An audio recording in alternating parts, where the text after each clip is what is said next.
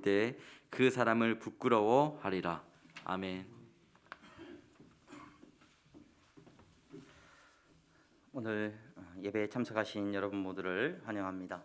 오늘 예배 가운데 하나님께서 큰 은혜 주시기를 바랍니다. 교회 소식 먼저 전하겠습니다. 오늘 오후 2시 사라회 모임을 갖습니다. 사라회 회원분들은 이렇게 참석해 주시면 좋겠습니다. 그리고 오늘 오후 1시 예배에는 교육부서 수료식이 있습니다. 기억하시고 기도해 주시면 감사하겠습니다. 송구 영신 예배 말씀을 드리겠습니다. 12월 31일 우리가 교회 전통에 따라서 이제 한 해를 보내고 새롭게 예배를 드리는 시간을 갖는데, 이 코로나 상황으로 인해서 우리가 예배 드리는 것이 여의치가 않습니다. 한 장소에서 모여서 그 시간대 이제 11시쯤에 모여서 같이 예배를 드리곤 했는데, 이것이 여의치 않아서 이 예배를 마지막 날 저녁, 금요일 저녁입니다. 12월 31일 이때도 우리가 짧게 3번에 나누어서 예배를 드리도록 하겠습니다. 9시, 10시, 11시 이렇게 나누어서 예배를 드립니다. 그 예배들이 그렇게 길지는 않을 거고요. 그래서 여러분 이때 우리 예배에 참석하시는 분들은 나누어서 이렇게 예배에 참석하시면 좋겠습니다. 기본적으로 시간 배정에 대한 부분은 여러분들 자유롭게 하시되 제가 전화로 좀 확인을 해서 이렇게 배치를 하도록 하겠습니다. 최대한 우리가 거리 두기를 하면서 한 해를 지혜롭게 보낼 수 있기를 바랍니다. 교회 건축을 위해서 계속해서 기도해 주시는 것 감사합니다. 날이 추워져서 이제 기본적으로 콘크리트 타설은 끝이 난 것으로 알고 있고요. 마무리가 되었습니다. 그래서 지붕 공사를 앞두고 있습니다. 여러분 계속해서 기도해 주시면 감사하겠습니다. 지난주 한 주 동안에는 우리가 교회 안에서 성탄 예배가 있었고, 어제 성탄 예배가 있었고, 또 사랑의 쌀 나눔 행사가 있었습니다. 그래서 특별히 행사가 아니라 그냥 조용히 우리가 복지관에 여러분들께서 헌금하신 그 모든 헌금들을 모아서 또 교회에서 얼마간 더해서 쌀을 10kg 쌀을 70개를 복지관에 전달을 했습니다. 복지관에서 너무 감사해하고 또 이렇게 나눌 수 있어서 좋았고, 또 24일 날에는 이 인근의 상가들 또 주변에 많은 분들에게 또 케이크를 준비를 해서 작지만 케이크를 이렇게 나눌 수 있었습니다. 그래서 교회 이름으로 섬길 수 있어서 은혜가 있었고, 또 그리스도의 사랑을 또 우리 교회가 앞으로도 이 향동 지역 안에서 날마다 전할 수 있는 교회가 되기를 소망합니다. 특별히 송구영신 예배 드리실 때에는 여러분 기쁜 마음으로 예배에 참석하시기를 바라고, 또 내년도에 또 교회 안에서 여러분들의 삶 속에서 섬길 수 있는 많은 기도의 제목들을 가지고 여러분 함께 그 예배 가운데 참여하실 수 있었으면 좋겠습니다. 우리 옆에 분들 보면서 인사하겠습니다. 잘 나오셨습니다. 잘 나오셨습니다. 네. 어제 뵙고 또 오늘 뵙고 그러니까 그렇죠. 네.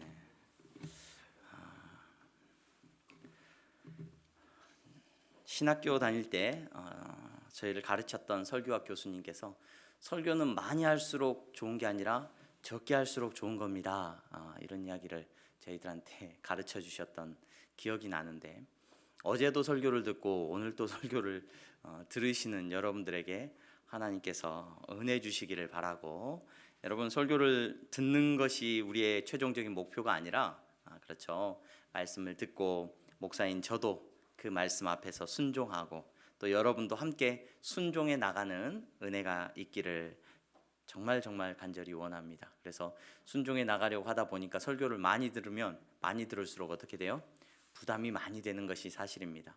목사인 저는 더 많은 부담이 있고, 설교를 준비하는 것도 부담이지만 저 자신에게 던져지는 이 메시지가 더 큰 부담으로 다가올 때도 있습니다. 하지만 이 말씀이 부담이 아니라 바라기는 은혜로 저와 여러분들의 다가가기를 간절히 소망합니다. 여러분 2021년 한 해 동안 정말 수고 많으셨습니다. 여러분들의 삶에 어떤 모습이든지 어떤 삶의 형편이든지 하나님께서 여러분들을 지키신 줄로 믿습니다. 그래서 향동교회 여러분 성도님들의 모든 삶은 복 있는 삶이신 줄로 믿습니다. 여러분 모두는 복 있는 성도들입니다. 그렇죠 여러분? 여러분 나는 복 있는 사람이에요. 우리 향동교회 성도님들은 복 있는 사람입니다. 가정의 형편이 또는 내 삶의 형편이나 건강이나 모든 것이 여의치 않아서 나는 복이 없다. 여러분 그거는 착각입니다. 여러분 제가 늘 여러분들에게 말씀을 드립니다. 우리 복 있는 성도, 복 있는 사람이라는 것은, 교회 안에서 복이라는 것은 뭐예요? 똑바로 가는 거예요. 똑바로. 혹 슬픔이 찾아왔을 수도 있습니다. 어려움이 찾아왔을 수도 있습니다. 하지만 그 가운데서도 여러분 예배하고, 그 가운데서도 하나님 앞에서 엎드려서 기도하면서 살아오신 여러분들은 복 있는 사람인 줄로 믿습니다. 한 해 동안 여러분 너무나도 애쓰셨고, 하나님께서 이 연말에 큰 위로를 베풀어 주시기를 간절히 소망합니다. 여러분, 특별히 2021년 한 해 동안에는 우리가 마가복음의 말씀들을 많이 살펴보았습니다. 예수님께서 이 땅에 오시고 우리에게 걸어가신 그 길의 모습들을 우리가 함께 볼 수 있었는데, 오늘 우리가 읽은 본문 이 마가복음 8장의 마지막 부분은 예수님께서 어쩌면 저와 여러분들에게 초대장을 보내는 것 같은 말씀이 기록되어 있어요. 이 초대장은 어떤 초대장이냐? 여러분, 생명의 길, 복 있는 사람의 길로 초대하고 있는 초대장. 이 길은 예수님께서 걸어가고 계시는 그 길에 대한 초대장인 줄로 압니다. 이 초대장을 통하여서 저와 여러분들은 오늘 복 있는 삶에 대하여서, 오늘 우리들의 인생이 정말로 하나님께서 주시는 놀라운 기쁨 가운데서 살아가는 은혜 가운데 거하기를 주님의 이름으로 축원합니다. 여러분, 예수님께서 보내신 초대장은 누구와 함께하는 초대장입니까? 예수님 자신과 함께하는 초대장이에요. 그렇죠? 이 초대장을 여러분들이 받고 기뻐할 수 있기를 소망합니다. 제가 어떤 영상을 하나 보니까 어떤 목사님이 연세대학교 신학과 그 교수님인데, 그분이 소개한 영상에 그런 내용이 나와요. 찬송가가, 유명한 찬송가가 한 곡 있는데, 찬송가 481장, 여러분 혹시 아는 분 계신지 모르겠는데, 때 저물어서 날이 어두니라는 찬송가가 있습니다. 그 찬송가에 대한 소개를 하고 그 찬송가에 대해 설명을 하면서 이 찬송가는 너무 유명한 찬송가입니다, 이런 이야기를 해요. 그 찬송가는 여러분 우리가 장례식장에서 주로 부르는 찬송가예요. 그렇죠? 때 저물어서 날이 어두니. 그 찬송가가 왜 그렇게 유명하냐? 우리가 잘 알고 있는 대로 타이타닉호가 침몰할 때도 그 믿음의 사람들이 찬양으로 하나님 앞에 영광을 올려드릴 때 이 찬양을 불렀어요. 또 그뿐만이 아닙니다.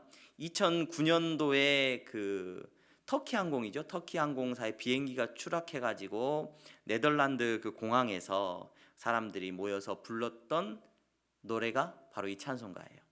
그것뿐만 아니라 보니까 그 영국의 FA컵 축구 시합을 하잖아요. 축구 시합을 하는데 이 FA컵을 할 때 양 팀이 마지막 결승전을 할 때 양 팀의 선수들이 입장하기 전에 관중들이 다 같이 일어나서 부르는 노래가 이 찬송가입니다. 뭐 신나는 곡도 아니고 즐거운 곡도 아닌데 이 전통이 1927년부터 이어져 왔다 그래요. 또 축구에서만 그러냐? 그게 아니라 2012년에는 런던 올림픽 개막식에서도 이 찬양을 불렀습니다. 럭비 팀에서 럭비 결승전을 할 때도 이 찬양을 불렀다고요. 더 재밌는 것은 인도에 공화국의 날이라는 날이, 인도 공화국의 날, 국경일입니다. 이 국경일에 그 사람들의 전통이 뭐냐? 매우 중요한 전통이 바로 이 찬양을 연주하고 같이 부르는 거예요. 모든 사람들이. 왜 그런가 봤더니 이 간디라고 하는, 마호메트 간디라고 하는 사람이 그 사람이 기독교에 대해서 이렇게 크게 긍정적이진 않았지만 그 사람이 이 찬양을 너무 좋아했다 그래요. 그래서 이 공화국의 날이라고 하는 날에는 이 찬양을 꼭 연주하고 같이 부르는 게 전통이라 그래요. 2020년에는 이거 폐지하자는 움직임도 있었대요. 국방부에서 이거 인도적인 정서에 맞지 않은 노래다, 그러니까 폐지하자, 이렇게 말을 했는데, 그럼에도 사람들이 반대를 해가지고 2021년에도 똑같이 그 곡이 이렇게 불려졌습니다. 여러분, 이 찬송가 때 저물어서 날이 어두니라고 하는 이 찬송가의 원래 이 찬양의 제목은 주여 함께 하소서입니다. 나와 함께 하소서, 나와 함께 하소서. 이 찬양이 너무 많은 사람들에게, 영국 사람들이든지 많은 그리스도인들에게 은혜가 되는, 때 저물어서 날이 어두니 구주여 나와 함께 하소서, 함께 하소서. 여러분, 예수님께서 오늘 저와 여러분들에게 초대장을 보내셨어요. 나와 함께 할 수 있는, 예수님과 함께 할 수 있는 이 초대장 앞에서 저와 여러분들이 기쁨으로 나아갈 수 있는 은혜가 있기를 소망합니다. 여러분, 이것이 성도의 기쁨이고 이것이 복 있는 사람들의 가장 큰 특권인 줄로 믿습니다. 여러분, 예수님과 함께하는 사람은 여러분 엉뚱한 길에서 헤매지 않겠죠. 예수님이 걸어가신 그 길을 따라갈 수 있기 때문에 엉뚱한 길에서 헤매지 않습니다. 여러분, 우리는 그 길을 잘 몰라도 예수님과 함께 한다면 여러분은 두려울 게 없는 인생인 줄로 믿습니다. 운전을 하면서 요즘에는 운전을 하면서 많이 걱정을 안 해요. 제가 처음 그 충현교회라는 교회에서 목사 안수를 받고 충현교회에 가서 사역을 시작했는데, 목사로 시작하자마자 그 선배 목사님들의 사역하는 모습을 이렇게 보니까 선배 목사님들 책상에는 뭐가 이렇게 딱 항상 다 꽂혀 있냐면, 성경책 말고 뭐가 꽂혀 있는 줄 아세요, 여러분? 지도책이 막 이만씩한 게 다 꽂혀 있어요. 지도책이. 그 세밀한 지도책들이 다 꽂혀 있어요. 목사님, 이게 왜 꽂혀 있어요? 이 지도책이 왜 꼭 필요해요? 그랬더니 신방을 가야 되는데, 성도님들이 많으니까 신방을 가는데 뭐 이렇게 서울 전역에 다 신방을 가시는데, 그 신방을 가기 전에 어디에 사시는 누구 그러면 신방을 가기 전에 지도를 보고 막 펼쳐보고, 도로를 이렇게 해가지고 이렇게 해갖고 이렇게 가야 되는구나, 이걸 머릿속에 막 기억을 하고 열심히 보고 물어본 다음에 신방을 항상 떠난대요. 그것도 시간을 항상 여유 있게 가지고 떠나야 돼요. 왜냐하면 가다가 길을 한두 번 헤매면은 뭐 30분, 1시간 늦어지는 건 예산일도 아니니까. 저는 그 모습을 보면서 의아해했죠. 왜 의아했습니까? 저는 지도가 필요해요, 안 필요해요? 제가 사역할 때는 지도가 안 필요해요. 뭐만 있으면 돼요? 핸드폰만 있으면 됐어요. 핸드폰만. 그 전에는 물론 이제 내비게이션이라는 그 기계들의 도움을 받았지만 요즘은 핸드폰만 있으면 돼요. 제가 부산으로 내려가서 사역을 할 때도, 부산은 길이 좀 험하기로 유명합니다. 길들이 좀 험하기로 유명하고, 제가 섬겼던 지역은 부산의 외곽 지역들이었는데 그곳을 신방 가면서 한 번도 제가 늦은 적이 없어요. 그랬더니 성도님들이 다 깜짝 놀라시는 거예요. 목사님은 부산이 처음이신데 어떻게 그렇게 한 번도 신방 늦지도 않고 제대로 찾아오십니까? 제가 늦을 이유가 없죠. 왜 늦을 이유가 없습니까? 뭐만 켜면 딱 나와요.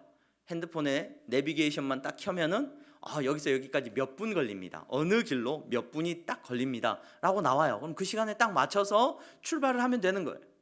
가라고 하면 가고, 멈추라고 하면 멈추고, 이렇게 내비게이션 보면서, 핸드폰 보면서 가면은 여러분 늦을 일이 없었습니다.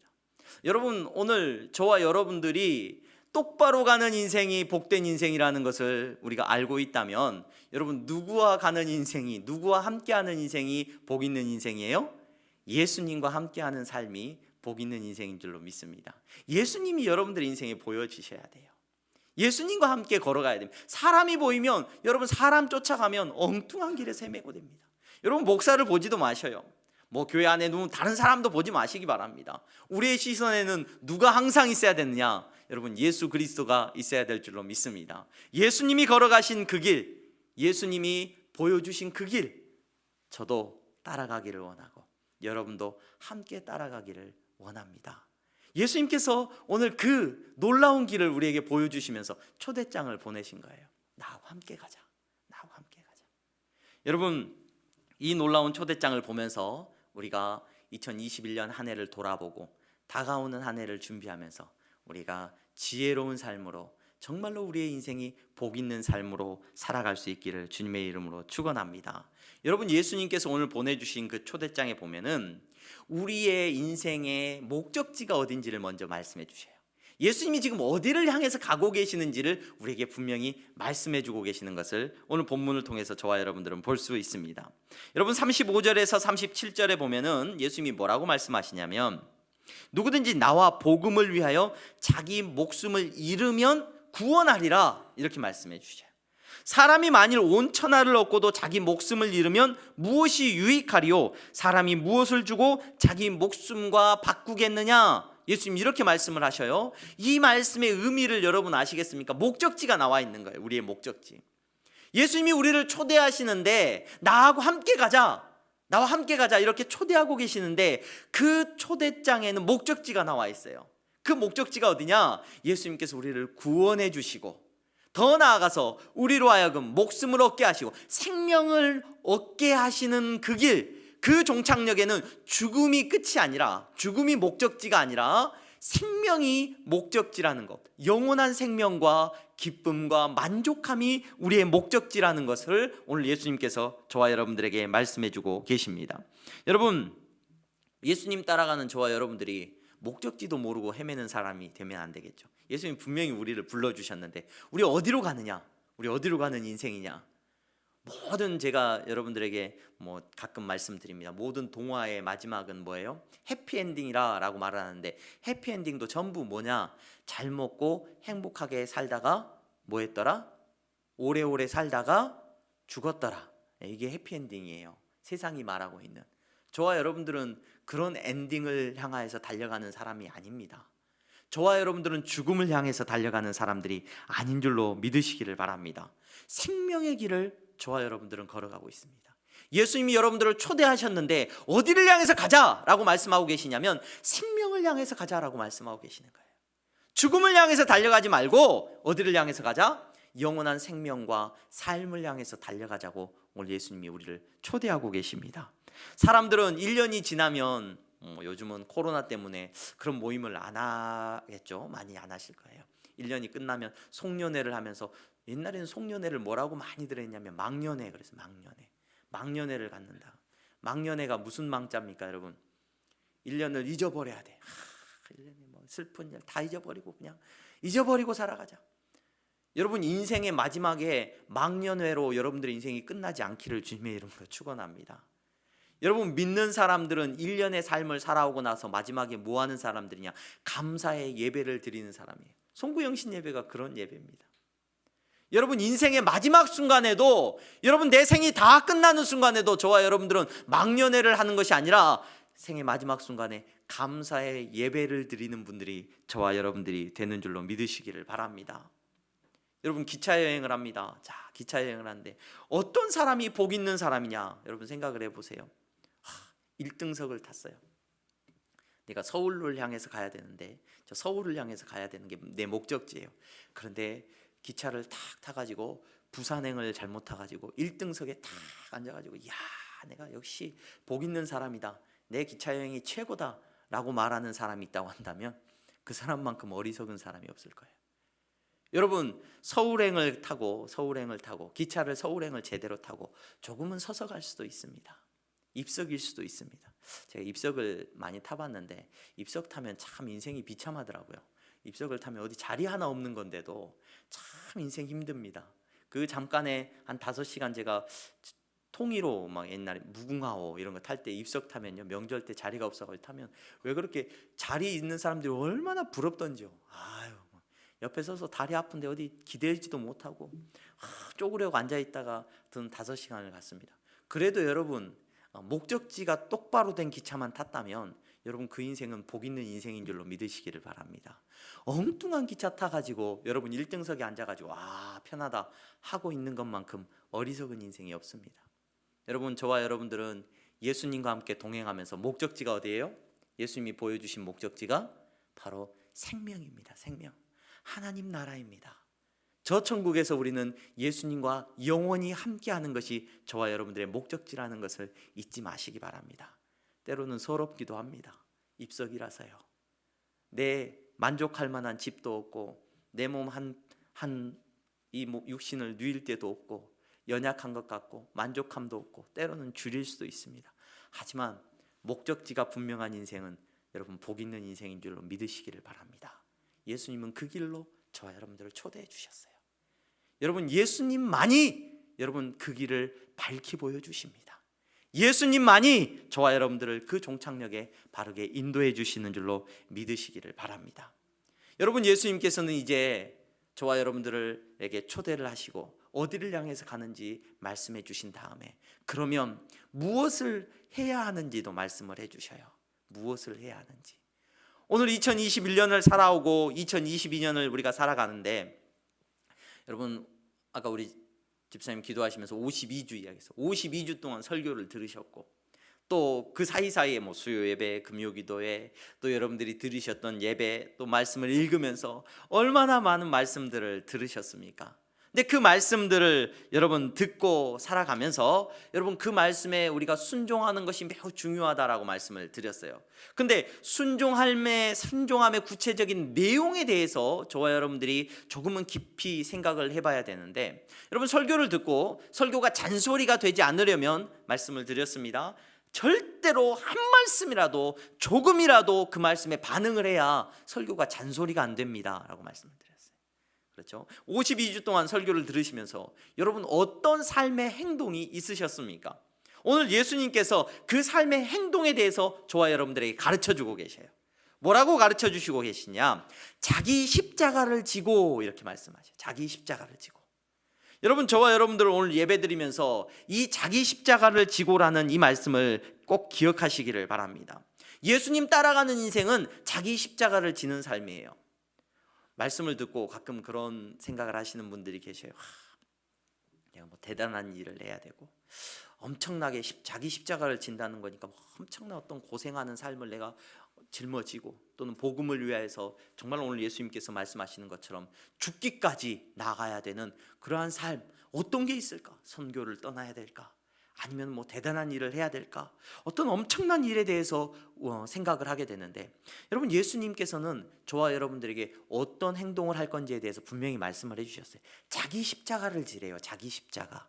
여러분 이게 무슨 말인지 여러분 느껴지십니까? 자기 십자가를 진다. 여러분 우리는 그리스도인이죠. 예수님과 함께하는 사람입니다. 그러면 예수님과 함께하면서 저와 여러분들은 각자의 삶을 하나님께서 다 허락해 주셨어요. 이 말씀을 듣고 여러분 돌아가시면, 야, 내가 십자가를 지는 삶을 살아야지, 어떤 뭐 대단한 삶을 여러분 살아갈 사람은 한 분도 없을 줄로 압니다. 한 분도 안 계실 거예요 아마. 또 똑같이 일상의 삶을 살아가실 거예요. 직장으로 가고 가정으로 돌아가고 삶의 현장으로, 여러분 곳곳에서 저와 여러분들은 자기의 삶을 살아갈 겁니다. 여러분 예수님이 보여주신 오늘 이 초대장에는 여러분들이 살아가는 삶의 모습은 어떤 삶이어야 하는지를 구체적으로 말해주고 있습니다. 자기 십자가를 지는 삶입니다. 여러분 그리스도인이면서 저와 여러분들은 아빠로 살아가야 돼요. 그리스도인이면서 저와 여러분들은 엄마로 살아갑니다.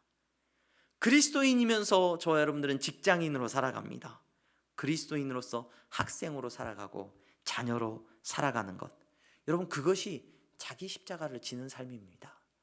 여러분 대단한 것, 뭐 내 모든 삶을 다 내려놓고 자기 십자가를 지라고 하니까 뭐 대단한 일을 하는 것이 아니라, 여러분 그리스도인으로서 여러분이 살아가고 있는 삶의 곳곳에서의 삶을 살아가는 것, 이것이 자기 십자가라는 것을 기억하시기를 바랍니다. 여러분 그리스도인 아빠가 되셔야 돼요. 그리스도인 엄마가 되셔야 됩니다. 그리스도인 직장인이 되시기를 주님의 이름으로 축원합니다. 그리스도인 학생이 되어야 됩니다. 이게 자기 십자가를 지는 겁니다. 자기 십자가를. 여러분 대단한 일이 아니라 그리스도인으로서 저와 여러분들의 삶의 모습이 나타나야 됩니다. 그래서 여러분 어떻게 해요? 그리스도인 아빠이기 때문에 예배드리는 아빠, 기도하는 아빠가 돼야 돼요. 여러분 자녀들을 위해서 기도하는 아빠가 돼야 될 줄로 믿습니다. 여러분 그리스도인 아버지이기 때문에 누구보다도 가정을 책임지는 아빠가 돼야 될 겁니다. 그게 자기 십자가예요. 자기 십자가. 그리스도인 엄마가 돼야 됩니다. 자녀들을 위하여 기도하고 양육하는, 믿음으로 양육하는 엄마가 돼야 됩니다. 여러분 그리스도인 엄마가 돼야 돼요.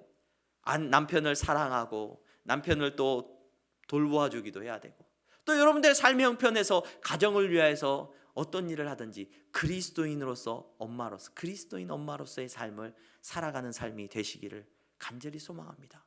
예수님은 나 따라와 그래가지고 제자들처럼, 여러분 12명이 데리고 다니셨던 제자들처럼 다 막 몰려다니고 막 다 나 따라와 그래가지고 막 1000명, 10,000명 예수님이 끌고 다니, 그런 일 안 하셨어요. 예수님은 그 많은 사람들 중에서 12명만 자기 따라오라고 하시고요, 나머지는 다 자기 십자가 지고 살라고 하셨어요. 여러분 이 자기 십자가의 삶이 저와 여러분들의 삶임을 기억하시기를 바랍니다. 그리스도인으로서 사는 거예요. 그리스도인으로서. 그리스도인 직장인이 되시기를 바랍니다. 그리스도인 선생님이 되셔야 되고 그리스도인 학생이 되어야 됩니다. 그래서 여러분들을 볼 때마다 어떤 고백이 좀 나왔으면 좋겠냐? 그리스도인 엄마 최고. 그리스도인 엄마 최고. 그리스도인 아빠가 최고다. 예수쟁이 며느리가 최고다. 예수쟁이 선생님을 만나면 와, 우리 선생님, 학생들이 그래요. 학교 다니는데 학생들이 선생님을 만나는 게 너무 중요하잖아요. 예수 믿는 선생님 만났다. 와, 대박. 너무너무 좋아. 우리 남편이 예수 믿는 사람이다. 우리 아내가 예수 믿는 사람이다. 여러분, 이 일이 세상에서 엄청나게 좋은 일로 여러분 인식되어지기를 주님의 이름으로 축원합니다. 와, 저 사람 정치인을 바라보고 예수 믿는데 교회 다니고 그리스도인이래. 와, 진짜 기쁨이 생기는 그런 일들이 우리 가운데 일어나기를 주님의 이름으로 축원합니다. 예수님 따라다니는 삶이 여러분 어떤 삶입니까? 여러분, 예수님 따라서 살아가는 삶이 여러분들의 삶 속에서 나타나는 십자가를 지는 삶인데, 여러분 예수님 닮은 모습으로 살아가는 모습 아니겠습니까?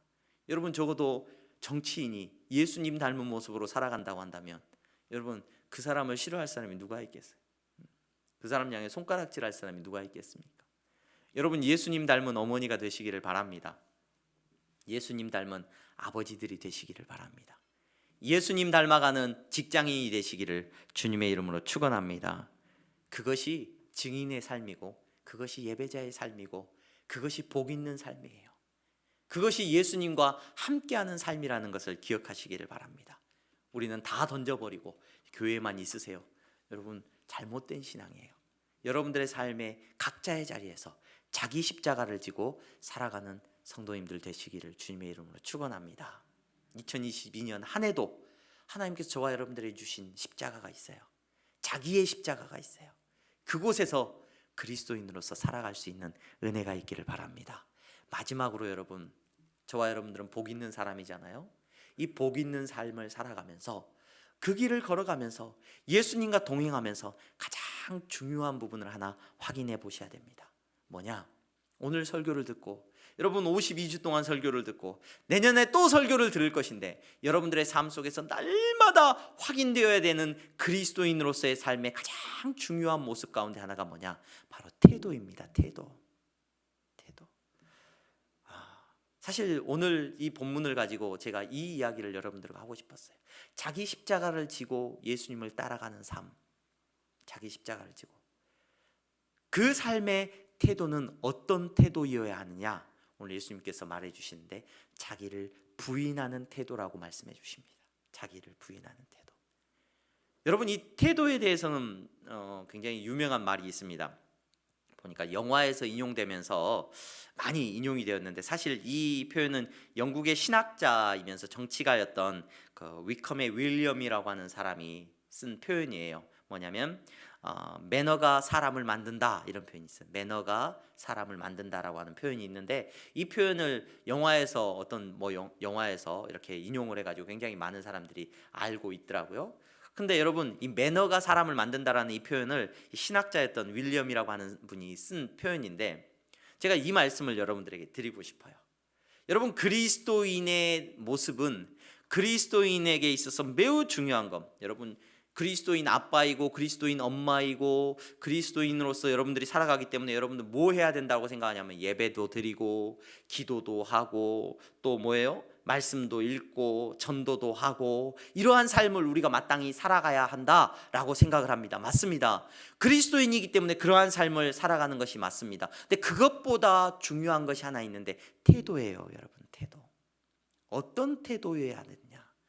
그리스도인으로서 예수님을 따라가는 삶의 태도를 여러분들이 확인해 보시기를 간절히 소망합니다. 그 태도가 여러분 그리스도인을 만들어요. 그 태도가. 여러분들이 어떤 태도로 예배를 드리느냐가 중요합니다. 어떤 태도로 기도를 하고 있는지, 어떤 태도로 여러분 말씀을 읽고 있는지, 어떤 태도로 여러분 사람들을 만나고 있는지, 여러분 이 태도가 그리스도인의 전부라고 해도 과언이 아닙니다. 공부하는 학생들에게, 제가 저희 자녀들에게 공부하는 태도에 대해서 자꾸 이야기를 해요. 공부에 대한 어떤 태도를 가져야 될까요? 공부를 할 때 지겨워하는 태도, 여러분 가망이 없습니다. 가망이 없어요. 공부를 할 때 어떤 태도로 합니까? 여러분 가정에서의 삶을 살아갈 때 어떤 태도로 가정에서의 삶을 살아가고 계십니까? 식사를 할 때나 대화를 할 때 어떤 태도로 하고 계십니까? 여러분, 그 태도가 여러분들의 가정을 만들어가고요, 그 태도가 여러분들의 삶의 모든 것들을 결정하는 경우가 많습니다. 여러분, 예수님을 따라가는 저와 여러분들의 태도는 어떤 태도여야 하느냐? 자기를 부인하는 태도여야 한다라고 예수님은 분명히 우리에게 말씀해 주셔요. 자기를 부인하는 태도. 이 자기를 부인하는 사람은 어떤 사람이냐? 어떤 사람이에요? 자기를 부인하지 못하면요, 이 세상이 누구 중심으로 돌아가야 된다고 생각을 하느냐? 내 중심으로 돌아가야 된다고 생각을 해요. 그래서 사회를 바라볼 때나 가정을 바라볼 때나 자녀들을 바라볼 때나 누구를 바라볼 때도 항상 내가 중심이에요. 그래서 내가 중심인 사람은 어떤 태도가 나오느냐? 불평, 원망, 짜증이 나와요. 그 사람들이 물론 기뻐하기도 하고 감사하기도 하죠. 언제 기뻐하고 감사하냐? 내 중심으로 세상이 돌아간다고 생각하면 기뻐하고 감사를 하죠. 하지만 세상이 어디 그렇습니까? 교회가 어디 그렇습니까? 여러분들이 걸어가야 하는 그 길이 어디 그렇습니까? 절대 내 뜻대로 안 될 겁니다. 내 마음대로 안 될 겁니다. 여러분, 예수님은 저와 여러분들에게 분명히 말씀해 주십니다. 자기를 부인하고 살아가라고 말씀해 주십니다. 복음 안에서 자기를 부인하는 태도가 저와 여러분들의 마땅한 태도여야 될 줄로 믿으시기를 바랍니다. 자기를 부인하는 것은 예수님의 권위를 인정하는 태도예요. 예수님과 함께 가면서 여러분, 내 고집 부리라고 예수님은 말하지 않으셨어요. 여러분, 예수님하고 함께 가면서 자꾸 이 길로 가야 된대요. 이 길로. 예수님 그 길로 가시면 안 됩니다. 자꾸 이 길로 가야 된대요. 여러분, 예수님 앞에서, 예수님의 말씀 앞에서 순종하는 태도가 저와 여러분들의 태도가 되기를 소망합니다. 자기를 부인하는 태도여야 돼. 말씀이 그렇게 말하시면 아멘하고 가시기 바랍니다. 말씀이 그렇게 말하시면 여러분, 기쁨으로 순종하는 저와 여러분들이 되시기를 간절히 소망합니다. 여러분, 기도하고 여러분 예수님을 따라간다라고 하는 사람의 태도가 어떤 사람의 어떤 모습으로 드러나야 되겠습니까? 늘 여러분들의 태도를 확인하시기 바라요. 말씀을 듣고 설교를 들으면 여러분 나가서 대단한 일을 하라고 늘 말씀드리지 않습니다. 무엇을 가장 먼저 확인해야 되느냐? 여러분들의 태도를 확인하세요. 어떤 태도로 지금 사람들을 만나고 계시는지, 어떤 태도로 예배를 드리고 계시는지, 어떤 태도로 기도하고 계시는지. 여러분, 2021년 한 해 여러분은 복 있는 사람이셨습니다. 다가오는 한 해를 어떤 태도로 사실지 여러분 은혜 가운데서 여러분 밝히 깨달아 아는 지혜가 있기를 소망합니다. 예수님의 권위에 순종하시고 예수님의 말씀에 순종하시고 그 말씀 앞에서 기뻐하고 감사하는 태도로 살아가는 저와 여러분들이 되기를 소망합니다. 내가 중심이 되고 나를 내려놓지 못하면, 여러분 내 중심으로 세상이 돌아가야 된다라고 생각을 한다면 우리는 엉뚱한 길로 갈 수밖에 없어요. 2022년 한 해 예수님과 동행하시기를 바랍니다. 말씀을 정리하겠습니다. 이 말씀을 나누면서 제가 그 드라마를 보지는 않았거든요. 근데 그 드라마를 보지는 않았는데 워낙 유명한 드라마였다 보니까 이렇게 따라하고 흉내내는 그런 모습들이 많이 있더라고요. 어떤 드라마냐면 스카이 캐슬이라고 하는 드라마가 있었나 봐요. 굉장히 유명한 드라마였던 것 같아요. 강남의 대치동에 자녀들을 키우는 그런 어떤 대학 보내기 위해서 했던. 근데 거기에 보니까 패러디하고 이런 그 흉내내고 이런 사람들 가운데 그 선생님이 한 명 있었는가 봐요. 학생들을 대학 보내주기 위한 컨설팅 해주는 선생님. 그 선생님이 거의 주인공처럼 나오는데 그 선생님이 학부모님들한테 그런 얘기를 하나 봐요. 어머니 어떻게 해요? 저를 전적으로 믿으셔야 됩니다. 이런 얘기를 했나 봐요. 제가 흉내를 한번 내보려고 했는데 못 낼 것 같아요. 여러분, 예수님을 전적으로 믿으셔야 됩니다. 여러분, 오늘 예수님께서 보내신 초대장을 전적으로 믿으시기 바랍니다. 반만 믿으시면 안 돼요. 반만 믿으면, 여러분 내비게이션을 믿으려면 확실히 믿으세요. 반만 믿으면 엉뚱한 길에 도착해 있습니다. 예수님을 끝까지 확실히 믿으시고 2022년 한 해 동안에도 여러분들의 태도가 예수님 앞에서 예수님이 기뻐하시는 나를 부인하는 태도가 되기를 원합니다. 여러분, 자기의 십자가를 지시고 예수님 따라가는 여러분 성도들 다 되시기를 주님의 이름으로 축원합니다. 예수님을 믿으시되 전적으로 믿으셔야 됩니다. 전적으로라는 말이 무슨 말인 줄 여러분 아시죠? 모든 일에 다 예수님을 믿으셔야 됩니다. 여러분들이 살아가는 모든 삶의 순간에 예수님을 믿고 사시는 여러분 되시기를 주님의 이름으로 축원합니다. 기도하겠습니다. 하나님 감사합니다. 사랑하는 성도들, 2021년 한 해도 지켜주시고 저들이 복 있는 삶을 살게 하신 것 감사합니다. 다가오는 한 해도 하나님 자기 십자가를 지고 저들의 삶의 형편 속에서 나를 부인하며 예수님 따라가는 삶을 살아가게 하여 주시옵소서. 예수 그리스도의 이름으로 기도하옵나이다. 아멘. 우리 다 함께 찬송가 213장 부르시면서 준비하신 예물 하나님 앞에 드리겠습니다.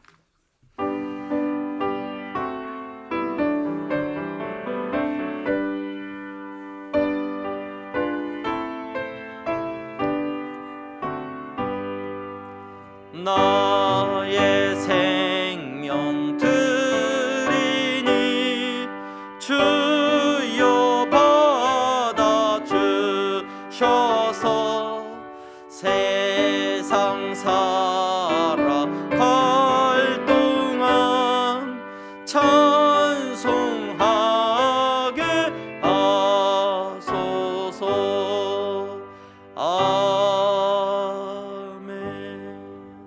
하나님 감사합니다.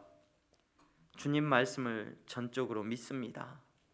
예수님을 믿고 이 시간 예배하고 이 시간 예물을 드립니다. 하나님, 내 쓸 것도 없고 내 삶에 부족하지만 하나님 말씀 붙들고 믿음으로 11조의 예물을 드렸고 감사의 예물을 드렸습니다. 아버지, 저들의 믿음을 붙잡아 주시옵소서.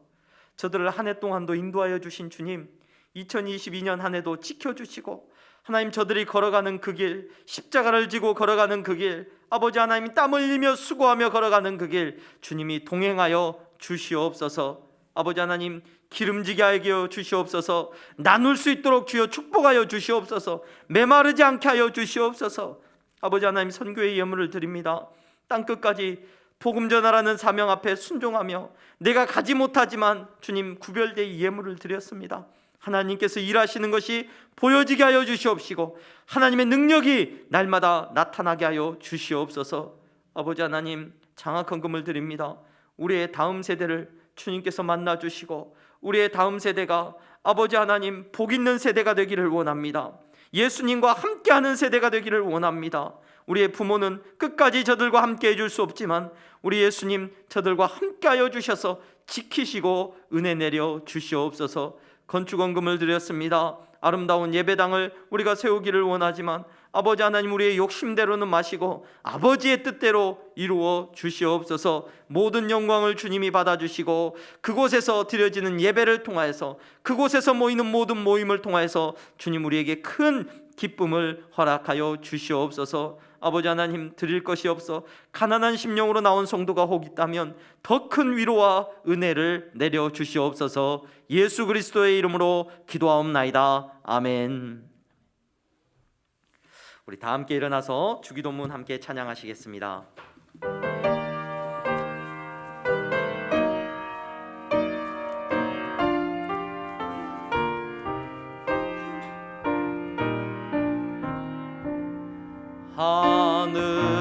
하늘에 계신 아버지, 이름 거룩하사 주님 나라 임하시고 뜻이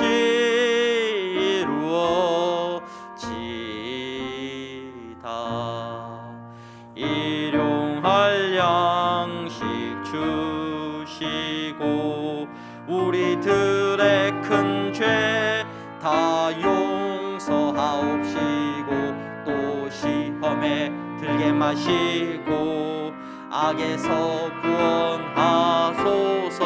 대개 주의 나라 주의 권세 주의 영광 영원히 아멘.